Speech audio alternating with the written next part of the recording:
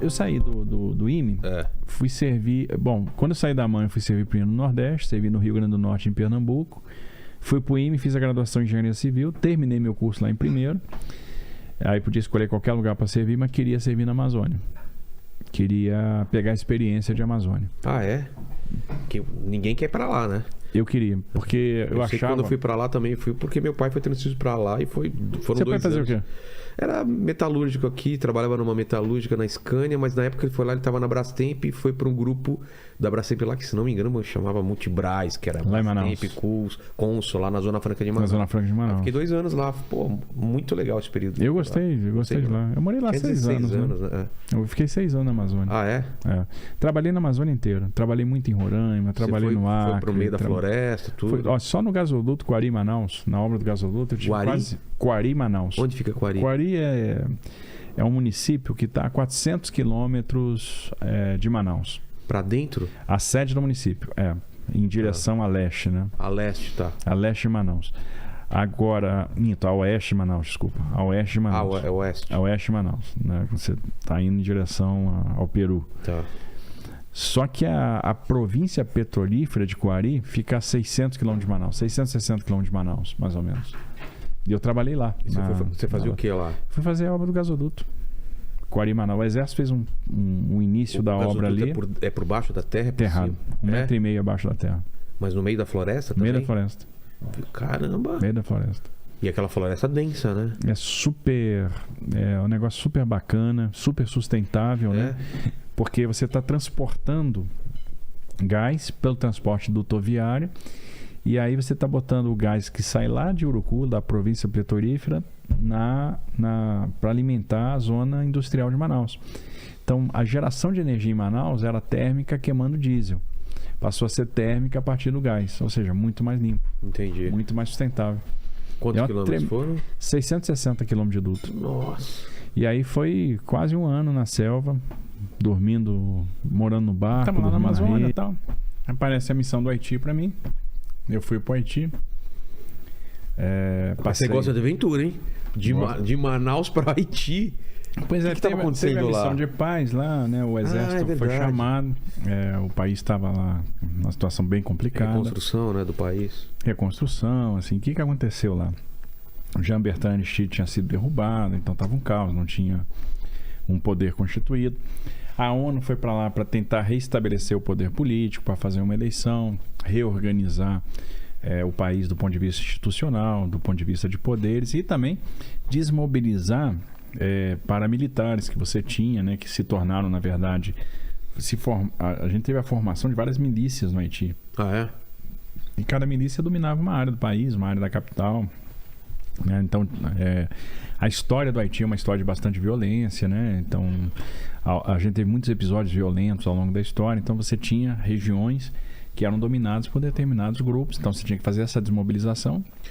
Basicamente, o exército foi para lá para restabelecer a paz e restabelecer a paz e reconstruir o poder político e a normalidade. E obviamente, tinha muita coisa para se fazer na área de infraestrutura. Recuperação de drenagem pluvial, recuperação da drenagem urbana, recuperação da pavimentação urbana, construção das instalações militares, né, das unidades que iam para lá para o Haiti. Então, tinha que fazer cozinha para batalhão, construir batalhão, fazer poço artesiano. O que você viu quando chegou lá? Foi meio desolador? Como que foi o panorama? Eu não sei se foi desolador, porque assim, você se prepara muito para ir para lá. Então, o exército te prepara muito para esse tipo de missão. Então você tem a aula de história do Haiti, você tem muita fotografia, imagem. Tá. Então, de certa forma, você passa por uma ambientação e quando você vai para lá, você já sabe mais ou menos o que você vai encontrar. Então não chega a ser uma surpresa, mas é muito feio. Mas assim, é muita pobreza. É muita pobreza, né? Uma situação de muita miséria. É meio chocante, né? Então, agora é chocante, assim, tem muita coisa chocante. Por exemplo, eu comecei a circular algumas comunidades aqui de São Paulo. Eu tô vendo coisas em comunidades de São Paulo que eu via no Haiti. Sério? A gente tá... E tá aqui na cidade, e aqui em São Paulo, do lado da Faria Lima, no estado mais rico do Brasil. Isso é uma coisa que é inaceitável, né? É um problema de desigualdade, né, que tá aqui. E a gente tem que, a gente tem que enfrentar isso. Com isso e vai... Pô, eu fui outro dia numa comunidade, o líder comunitário lá me recebeu, ficou super feliz. Por quê? Porque eu disse que ia e fui. Só por causa disso. E ele diz, olha, ninguém vem aqui. E a gente foi lá. Fui lá, andei na comunidade, subi muro com ele, fui ver lá os problemas dele e tal. Entender o que esse cara tá passando, entender qual o tamanho da encrenca, o tamanho a dimensão dos problemas, o que as pessoas estão passando. Tem umas pessoas que assim são invisíveis, né? Falta sensibilidade para lidar com elas. Você tá vendo que as pessoas às vezes elas não têm nem a atenção, né? Não tem nem a atenção, exatamente. Que é pior do que não ter o saneamento básico, a segurança e tal. Ela não é nem lembrada, é o que você falou, é uma população invisível ao resto Isso é uma coisa interessante, porque assim, eu me deparei com muitos problemas de infraestrutura, né? E obviamente a gente tentou resolver ao máximo que estava ao nosso alcance. As pessoas reconheciam esse esforço, porque você não consegue resolver tudo, né? Mas você tem que entregar o seu melhor. E às vezes, mesmo quando você não entregava o que você queria, tinha uma certa tolerância, enfim, as pessoas entendiam, pô, esse cara fez o melhor, ele não conseguiu ainda fazer isso, mas já fez isso. A gente não consegue fazer tudo, a gente se frustra muitas vezes por isso, mas a gente tenta fazer o melhor. E é importante a gente ver o que essas pessoas estão passando, o que elas estão precisando, para você entender que essas pessoas estão carentes sim de atenção. Elas precisam de um amparo, elas precisam que o Estado entre lá, estenda a mão.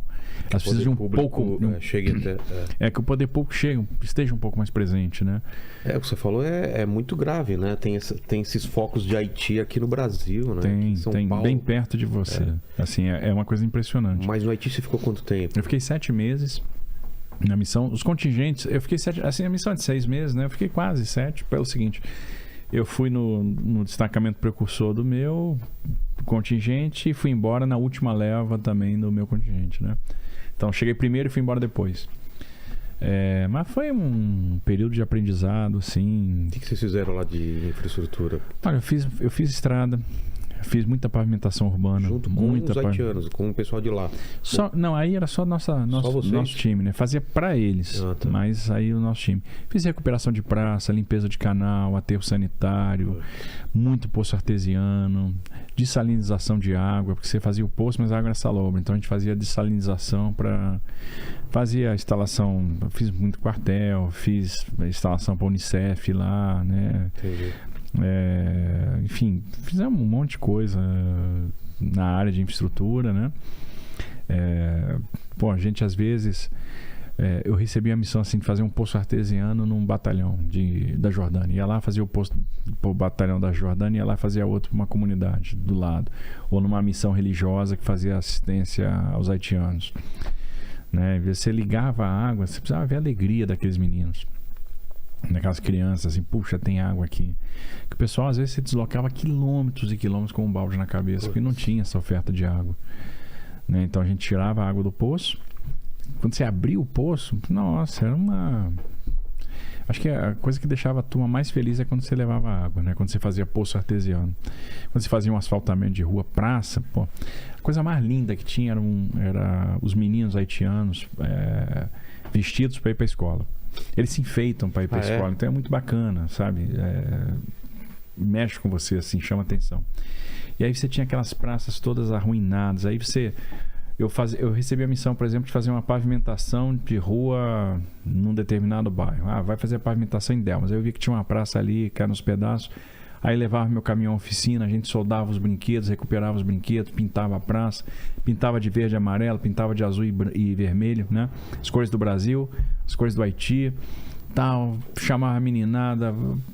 Era uma festa, né? Você recuperou os brinquedos, né? Você consertou os brinquedos, recuperou a praça, era bacana pra caramba pra fazer.